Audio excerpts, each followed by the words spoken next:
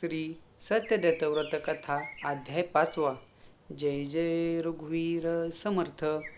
श्री सूत असे म्हणाले की शरण आलेल्या भक्ताचे रक्षण करणे हे कल्याणकारक व्रत ज्याने स्वीकारले आहे असा हा परमेश्वर श्री दत्तात्रेय आहे. याकरिता हे मुनी श्रेष्ठ हो, पुन्हा आदराने त्याचा प्रभाव श्रवण करा. श्री गोदावरी तटी राहणारा श्री हरीश शर्मा म्हणून एक ब्राह्मण होता. त्याला 20 वर्षाचा एक पुत्र होता. त्याला जन्मापासूनच गुल्म, 8 वर्षाचा क्षय, 3 वर्षाचा जलोदर, 1 वर्षाचा जर्नज्वर व 6 महिन्यांचा कासयुक्त अतिसार असे विकार होते. तसेच 4 महिन्यांपासून भगंदरही झाला होता. शेवटी त्रिदोषाने व्याप्त झालेल्या त्या आपल्या मरोन्मुख पतीला पाहून अत्यंत दुःखी झालेली त्याची 16 वर्षाची स्त्री परम श्रीदत्तभक्त श्री विष्णुदत्तांना शरण गेली व असे त्यांना म्हणाले की, हे ब्राह्मण, मला सौभाग्य द्या. माझे पती रोगपीडित झाले आहेत आणि त्यांना केलेले अतिशय चांगले औषधोपचारही दुर्दैवाने निष्फळ झाले आहेत. त्या साध्वी स्त्रीने अशा प्रकारे प्रार्थना केली असता दयाळू श्री विष्णुदत्त तिच्या घरी गेले. नंतर तिच्या पतीला पाहून व कर्मविपाक शास्त्राने अवलोकन करून त्या साध्वी स्त्रीकडून श्री सत्यदत्त व्रत करविते झाले. त्यामुळे क्रमाने प्रत्येक व्रतांपासून ते रोग शीघ्र नाहीसे झाले. नंतर श्री विष्णुदत्तांनी त्या ब्राह्मणाच्या हृदयाला स्पर्श करून उपनिषद मंत्राचा जप केला. त्यामुळे तो ब्राह्मण रोगमुक्त होऊन इहलोकी संपन्न आयुष्य, संतती, कीर्ती व श्रीदत्तभक्ती यांचा लाभ करून घेऊन शेवटी परलोकी उत्तम गतीस प्राप्त झाला. याप्रमाणे श्री सत्यदत्ताचे व्रत मनुष्यांना पापनाशक, तुष्टी देणारे, पुष्टी देणारे, भुक्ती व मुक्ती देणारे असे आहे. श्रीदत्तांच्या अनुग्रहानेच मी हे संक्षेपाने कथन केले आहे. श्री वेदधर्म असे म्हणाले की, हे दीपिका, असे श्री सुतांच्या मुखातून श्रवण करून नैमिष्य अरण्यातील महर्षी एकाग्रचित्त श्रद्धेने श्री दत्तात्रेयाचे व्रत करते झाले.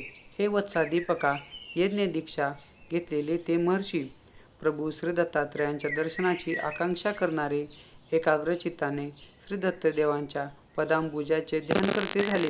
नंतर सुखकारक ज्यांचा स्पर्श आहे असा सुगंधी वायू वाहू लागला व त्यांच्या पाठोपाठ तेजोराशी श्री दत्तात्रेय स्वामी यांच्या योगाने प्रगट झाले. उदय पावणाऱ्या सूर्याप्रमाणे व त्या तेजोमंडलाच्या मध्ये असणाऱ्या श्री सत्यदत्ताला चर्मचक्षूंनी अवलोकन करण्यास ते ऋषी समर्थ झाले नाहीत. नेत्र मिटून ते ब्राह्मण अव्यग्र होते. हृदयामध्ये श्रीहरी प्रार्थना करीत होते. आम्हाला दत्तप्रभूचे दर्शन कसे होईल, याप्रमाणे ते ऋषी चिंतन करीत असताना मेघाप्रमाणे आकाशवाणी झाली. ती अशी की, हे ऋषी हो, नेत्र उघडा. अशी ईश्वराने प्रेरणा केलेले ते ब्राह्मण भक्त वत्सल स्वरूप पाहते झाले व शुद्धचित्त होऊन स्तुती करते झाले. ऋषी असे म्हणाले की, खरोखर आपण ऋषी नाही, तसेच वर्णाश्रमचिन्ह धारण करणारेही नाही, तर आपण त्रिगुणातीत परब्रह्मस्वरूप आहात. आपणच स्वअंशाने हे संपूर्ण विश्व उत्पन्न केले आहे. आसुरी वृत्ती असणारे असे आपल्या मायेने मोहित झालेले लोक आपले दिव्य, उत्तम, सत्य असे तेजोमय रूप जाणत नाहीत. म्हणूनच या संसारात फार श्रमतात.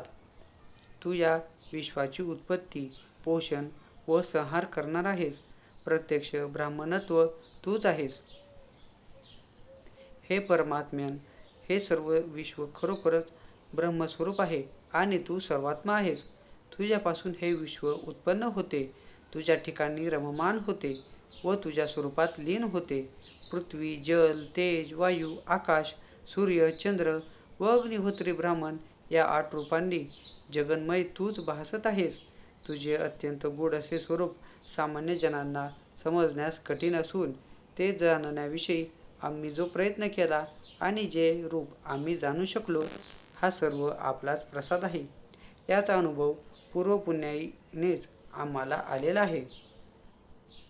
याप्रमाणे ऋषींनी स्तवन केल्यामुळे संतुष्ट झालेले परमात्मा श्री दत्तात्रेय त्या ऋषींना सर्व विश्व आपल्या स्वरूपाच्या ठिकाणी दाखविते झाले आणि मेघाप्रमाणे गंभीर वाणीने त्यांना असे म्हणाले की, हे ब्राह्मण हो, तुमच्यावर कृपा करण्यासाठी मी येथे आलो आहे. हे तुम्ही लक्षात ठेवा. तुमच्या अनेक जन्मातील तपश्चर्येमुळे, ब्रह्मचर्य, यमनियम, यज्ञयाग इत्यादी साधनानुष्ठानामुळे, तसेच या तुम्ही केलेल्या सत्यदत्त व्रतमुळे मी तुमच्यावर संतुष्ट झालो आहे. याकरिता तुम्ही लवकर इष्ट तो वर मागून घ्या. त्यावेळी श्री शौनकादी ऋषी असे म्हणाले की, हे महादेवा, तूच आम्हास स्वस्वरूपाचे ज्ञान करून देऊन स्वभक्त व शांतचित्त कर, कारण तूच सर्व साक्षी आहेस. आम्ही काय बोलावे? आपणच आमचा मनोरथ जाणून सर्वतोपरी योग्य असा अनुग्रह करा.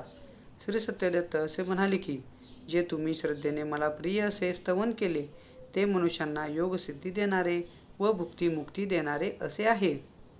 हे उत्तम अनुष्ठानशील ब्राह्मण हो, तुम्ही या जन्मीच देहांती मन व वाणीला गोचर न होणाऱ्या माझ्या परमानंद स्वरूप श्रेष्ठ पदाला प्राप्त व्हाल, यात शंका नाही. तसेच हे सत्यदत्त व्रत संनिपात, नेत्ररोग, मेह, कुष्ठ, श्लेष्म, क्षय, ज्वर, वातविकार, पित्तविकार, गुल्मरोग, देशात स्वचक्र, परचक्र इत्यादिकांनी उत्पन्न होणारा क्षोभ या सर्वांचा नाश करील. या व्रताने वंध्या स्त्रीस पुत्र होईल. संकटांनी गांजून गेलेला मनुष्य त्यातून मुक्त होईल. दरिद्री पुरुषाला द्रव्यप्राप्ती होईल. रोग्याला आरोग्य प्राप्ती होईल. मुमुक्ष पुरुषाला सद्गती प्राप्त होईल.